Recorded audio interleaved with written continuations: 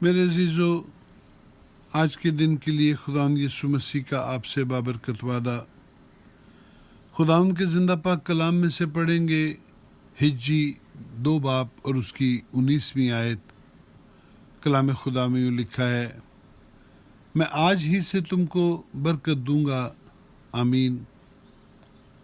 خداوند کی برکات کے ملنے کا انحصار ہمارا خداوند کے ساتھ رویے پر ہے۔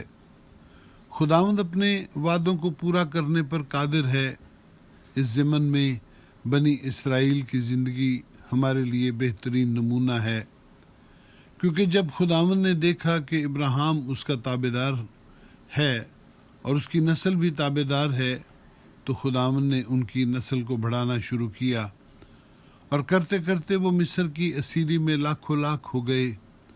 اور جب وہ وعدہ کی سرزمین میں داخل ہوئے تو خداوند نے انہیں بنے بنائے گھر اور کھودے ہوئے پانی کے کنویں اور ایسی زرخیز زمین بخشی جس میں انار، انگور اور انجیر اور زیتون کے باغ موجود تھے، اور اناج بھی بے شمار تھا۔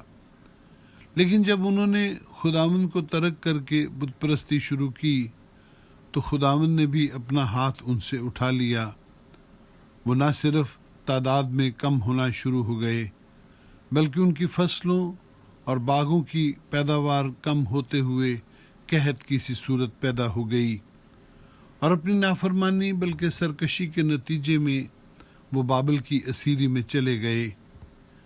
لیکن اسیری سے واپس آنے پر جب انہوں نے اپنی روش پر دھیان دیا تو انہوں نے اقرار کیا کہ وہ خداوند کے وفادار نہیں رہے۔ سو انہیں اپنی راہوں کو درست کرنا ہے تاکہ خداوند اپنی برکتوں کا ہاتھ ان پر بڑھائے اور وہ ترقی کر سکیں اور برکت پائیں۔ میرے عزیزو، آج آپ کو بھی دیکھنا ہے کہ آپ کی زندگیوں میں جو خشک سالی اور روٹی اور صحت کی کمی ہے، کہیں اس کی وجہ آپ کا وہ رویہ تو نہیں جس نے خداوند کو آپ سے ناراض کر دیا ہے۔ اگر ایسا ہے تو آئیں اور توبہ کرتے ہوئے اپنے رویے کو بدلیں، کیونکہ خداوند آپ کو پیار کرتا ہے اور آپ کو برکت دینا چاہتا ہے۔